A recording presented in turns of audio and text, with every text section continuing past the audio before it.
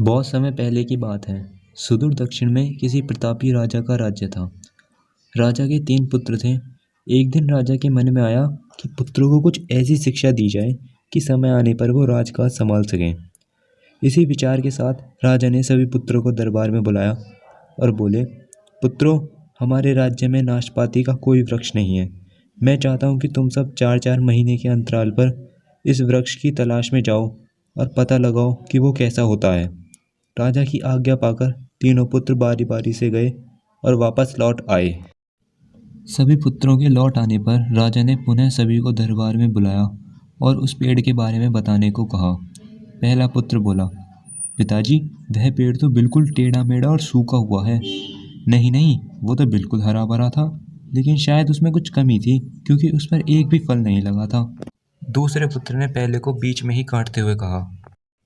फिर तीसरा पुत्र बोला, भैया, लगता है आप कोई और गलत पेड़ देखा है, क्योंकि मैंने सचमुच नाशपाती का पेड़ देखा। वो बहुत ही शानदार था और फलों से लदा पड़ा था। और तीनों पुत्र अपनी अपनी बात को लेकर आपस में विवाद करने लगे कि तभी राजा अपने सिंहासन से उठे और बोले, पुत्रों, तुम्हें आपस में बहस करने की कोई आवश्यकता नहीं है। दरअसल तुम तीनों ने ही वृक्ष का सही वर्णन किया है। मैंने जानबूझकर तुम्हें अलग अलग मौसम में वृक्ष खोजने भेजा था और तुमने जो देखा वो उस मौसम के अनुसार था। मैं चाहता हूँ कि इस अनुभव के आधार पर तुम 3 बातों को गांठ बांध लो।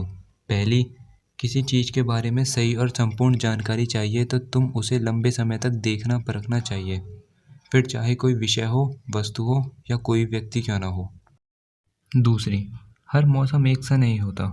जिस प्रकार वृक्ष मौसम के अनुसार सूखा, हरा भरा या फलों से लदा रहता है, उसी प्रकार मनुष्य के जीवन में भी उतार चढ़ाव आते रहते हैं। अतः अगर तुम कभी भी बुरे दौर से गुजर रहे हो तो अपनी हिम्मत और धैर्य हमेशा बनाए रखें। समय अवश्य बदलता है। और तीसरी बात, अपनी बात को ही सही मानकर उस पर मत अड़े रहो। अपना दिमाग खोलो और दूसरों के विचारों को भी जानो। यह संसार ज्ञान से भरा पड़ा है।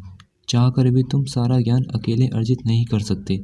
इसलिए भ्रम की स्थिति में किसी ज्ञानी व्यक्ति की सलाह लेने में संकोच मत करो।